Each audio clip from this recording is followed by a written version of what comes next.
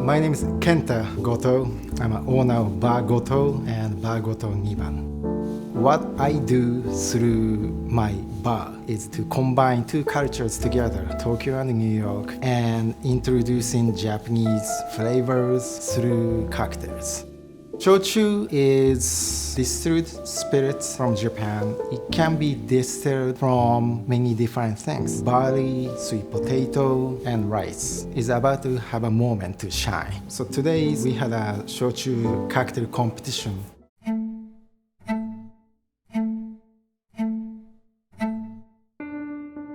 Classic American cocktails, but adding a little Japanese elements to it using Shochu.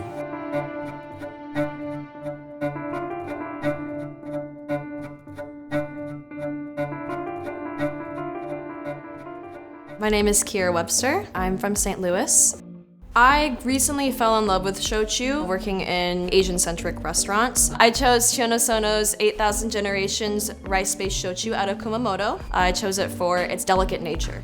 It's called Fit for Himiko. Himiko was one of Japan's first rulers. She was a really powerful queen. So it's the Shionosono 8,000 Generations rice shochu, pistachio liqueur, blanc vermouth, Japanese gin, melon bitters, and a little genmaicha lollipop for the garnish.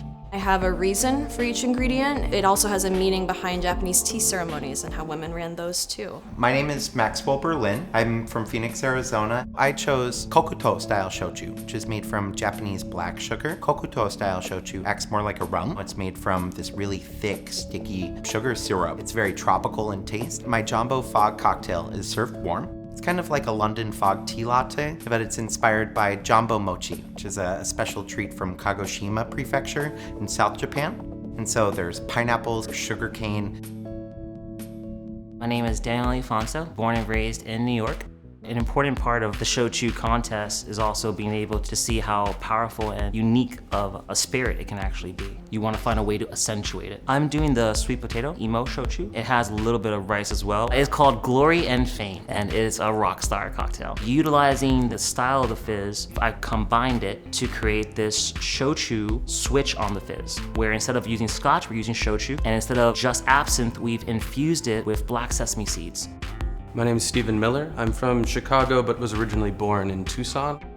My signature cocktail is the Beware the Chupacabra. There's shishito and bonito foam on top of the drink, and as you consume it, you notice the spice that comes off of the Egyptian ginger, which is controlled by the Satsumi Shiranami Shochu. It's a sweet potato shochu that carries the earthiness and terroir of that region, and those sweet potatoes sing beautifully with the Recompero espadín. The bonito flakes that are in it act as the salt rim that you would usually get in a mezcal-driven cocktail.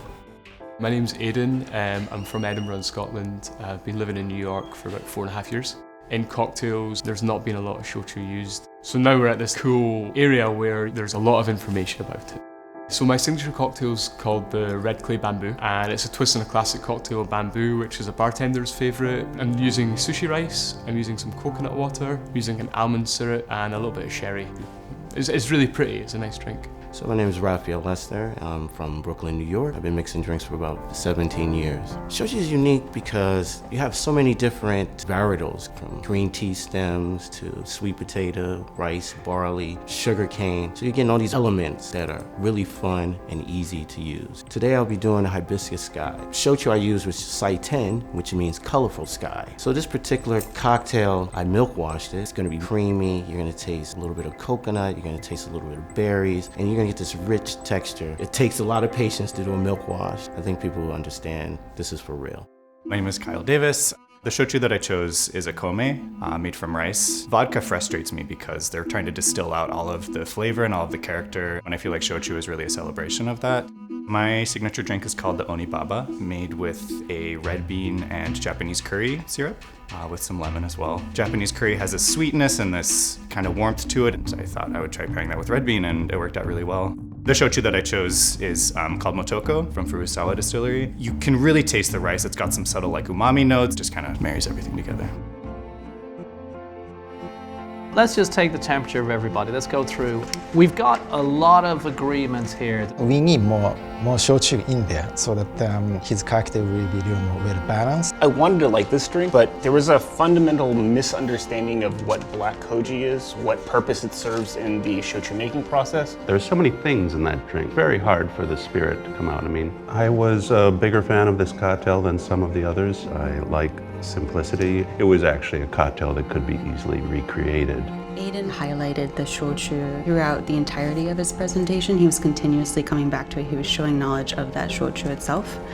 And the way that he approached the drink, I think, was very smart.